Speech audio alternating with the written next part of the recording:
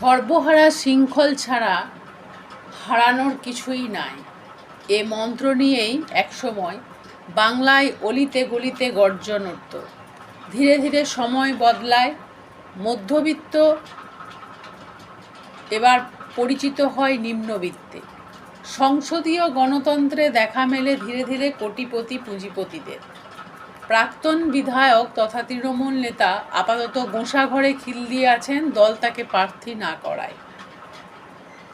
সে বিশ্বনাথ পাড়িয়াল তার সামাজিক মাধ্যমে একটি পোস্ট করেছেন, যা রীতিমতো হাইজ্যাক করেছে বিজেপি প্রার্থীর অনুগামীরা এবং তৃণমূল প্রার্থীকে তাক করে বাক্যবাণ ছুটছেন।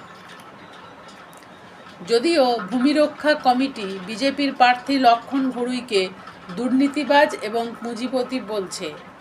প্রাক্তন বিধায়ক পাড়িয়াল লিখেছেন, যখন রাজনৈতিক দলগুলো একচেটিয়া পুঁজিপতিদের হাতে ক্ষমতা তুলে দেয়, তখন শাসনের নামে শোষণ এবং সাধারণ নাগরিকের মৌলিক অধিকার হরণ হয়।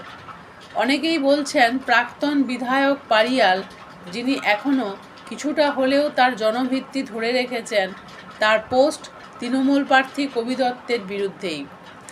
এখনও তিনি কবি দত্তের হয়ে প্রচারে নামেননি।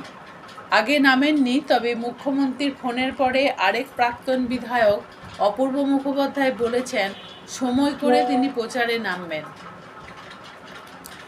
এই অবস্থায় এখন আর সেভাবে বেরি ফোকা প্রার্থীরা ভোট ময়দানে থাকেন না, অন্তত পশ্চিম বর্ধমান জেলায়। কোটি টাকার মালিকেরাই এখন সর্বহারাদের উত্থানের জন্য লড়াই করেন। আসানসোল শিল্পাঞ্চলের দুই হেভিওয়েট বিজেপি প্রার্থী কিন্তু কোটিপতি। আসানসোল উত্তরে বিজেপি প্রার্থী কৃষ্ণেন্দু মুখোপাধ্যায় এবং আসানসোল দক্ষিণের অগ্নিমিত্রা পাল, এরা দুজনেই কোটিপতি প্রার্থী। নির্বাচন কমিশনের সূত্র অনুসারে আসানসোল উত্তরের বিজেপি প্রার্থী কৃষ্ণেন্দু মুখোপাধ্যায়ের বিরুদ্ধে ক্রিমিনাল কেস রয়েছে 18টি, অস্থাবর সম্পদ রয়েছে 4.41 কোটি, অস্থাবর সম্পদ শূন্য, ঋণ রয়েছে 2 কোটি। আসানসোল দক্ষিণের বিজেপির বিদায়ী বিধায়ক তথা এবারের বিজেপি প্রার্থী অগ্নিমিত্রা পাল নির্বাচন কমিশনে যেসব তথ্য দিয়েছেন, তাতে দেখা যাচ্ছে তার বিরুদ্ধে ক্রিমিনাল কেস রয়েছে 22টি এবং স্থাবর সম্পদ রয়েছে 1.28 কোটি টাকার এবং অস্থাবর সম্পদ রয়েছে 2.56 কোটি টাকার এবং ঋণ রয়েছে 1 কোটির বেশি। অগ্নিমিত্রা পালের বার্ষিক আয় 9 লক্ষের থেকে বেড়ে হয়েছে 14 লক্ষ টাকা। আসলে এখন কোটিপতিরাই ভোটের ময়দানে প্রার্থী, মিছিলে হাঁটে বেকারেরা, ঠিকা শ্রমিকেরা আর গরিবেরা।